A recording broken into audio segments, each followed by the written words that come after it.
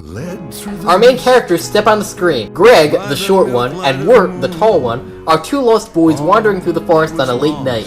And then we meet a crazy old man grinding up trees for oil. The man with the axe comes back and tells them that it isn't safe in the woods because of something called the Beast. He takes them back to his home at an old grist mill. The woodsman's job, so to speak, is grinding up edelwood trees into oil to fuel this lantern. But according to the woodsman, the Beast is something that can't just be killed. He tells them to leave the forest and find a town somewhere north. The two walk off, and that's how the episode ends.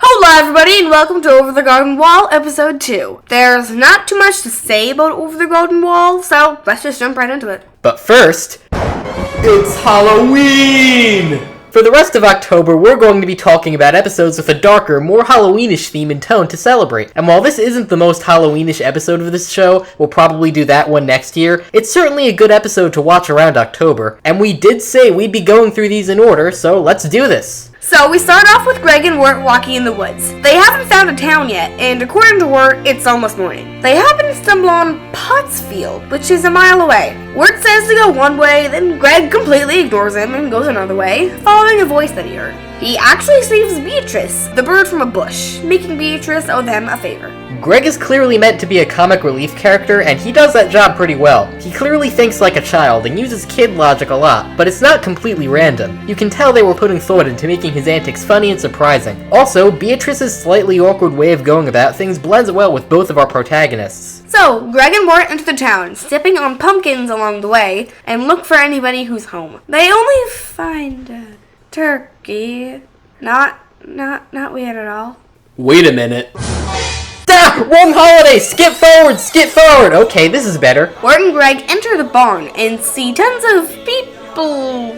pumpkins, I think? I don't know. Either way, it's some weird cult thing. I don't want any part of it. I like the designs of the pumpkin people. They definitely give off a slightly creepy vibe with the slightly stiff, unnatural facial expressions and the empty holes for eyes. Your average jack-o'-lanterns, these are not. Definitely cool. Okay, kids, let's count how many red flags we can find showing that this town is creepy and dangerous. Red flag number 1, citizens all have a similar and strange mode of dress. Flag number 2, no one seems to ever leave the town. Flag number 3, the moment our heroes voice any concern, they get locked in. Flag number 4, they're greeted by a big giant pumpkin creature. Wait, what? It saddens me that you don't wish to stay here with us, particularly because I simply have to punish you. Whoa! This is taking a brilliant turn! Absolutely astounding! Wirt and Greg try and explain themselves, but the big pumpkin guy turns on them and plans to punish them for their crimes. Which, apparently, means a few hours of manual labor. They do just that, and in the end, end up digging out 2 holes. We also get a song. Among the fields of straw and stover. It was a good song. All around, this series has some great music, so this really doesn't make too much of a difference. Time's a gentle stream.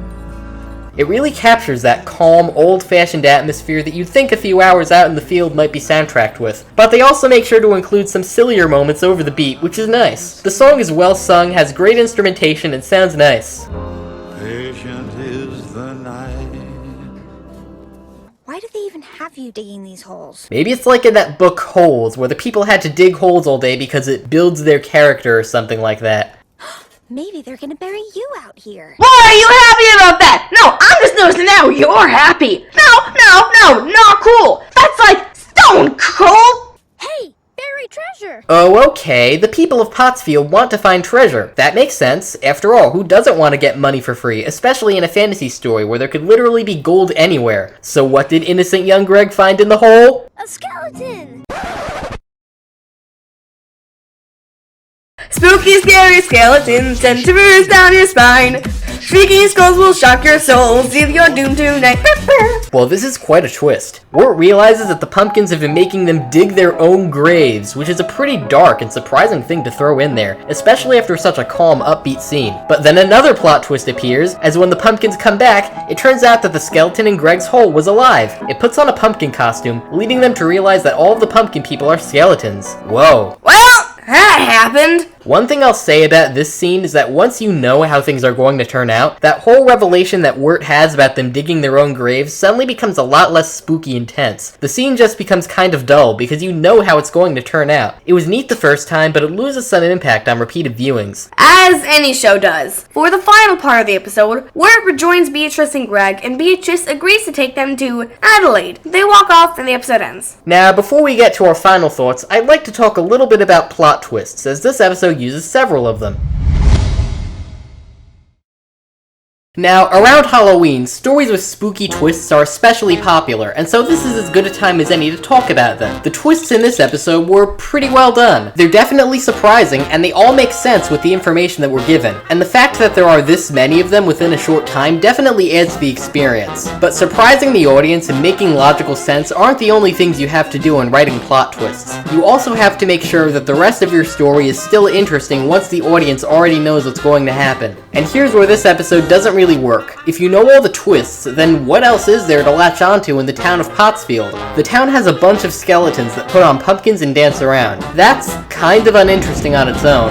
Yeah, there are some attempts at humor, like how the giant pumpkin acts all menacing only to reveal that their punishment is something relatively small, but it isn't that funny. And while the pumpkin people succeed at being slightly creepy, I wouldn't say they're good enough at it that I want to see their shtick again. There are a few clever lines that make more sense the second time you watch the episode, but they're few and far between, so I don't think Pottsfield is quite interesting enough on its own to warrant seeing again after all of its secrets are revealed. I honestly kind of like the beginning of this episode more than I do the rest of it, because those scenes were funnier and had the most interesting character interactions. As clever as the twists in this episode were, they don't add to the episode's replay value. I saw this one once, and didn't really want to see it again. It's not bad, but it's not my favorite. This episode was pretty great. I've never been a mega fan of Over the Garden Wall, but I do like the series. The music in this episode, and in every episode, is absolutely fantastic. And the characters definitely stick to their own individual personality types. They have smooth animation, dramatic effects. Come on, what else can I say? I would give this episode a 4.3 out of 5. Like I said, I don't think this episode is all that great once you know the twists, but there are still things about it that I like. The characters have really cool designs, especially the big giant pumpkin that leads the group. The twists are clever, although I do wish they weren't pretty much the only appeal this episode had, and there is a sense of spooky tension here. I especially like that scene where the group gets confronted by that giant pumpkin. There's some really nice voice acting there, and there is a spooky atmosphere that does carry over even when you know that the town is actually harmless. It's a perfectly fine episode to rewatch around Halloween if that's your thing, and there are good things here, but oh man, did I just lose all interest in this episode after it ended. This is one of those episodes of this show that I think about the least, because it just doesn't provide much to intrigue me beyond the twists. Still, there is a lot to like here. I'm going to call this episode average, but it was really close to being good. I just felt like it relied too much on the twists. Thank you, one and all for watching, and we'll see you in the next one. Adios! Spooky, scary skeletons send shivers down your spine. Shrieking skulls will shock your soul, seal your doom tonight. Spooky, scary skeletons speak with such a screech. You'll shake and shudder in surprise when you hear these zombies shriek. You know, sometimes I lay awake at night wondering what TV shows would be like if they were horribly animated. I find you guilty of trespassing, destruction of property, disturbing the peace, and murder. Whoa there, that's enough scariness for this Halloween! We're so sorry, skeletons, you're so misunderstood.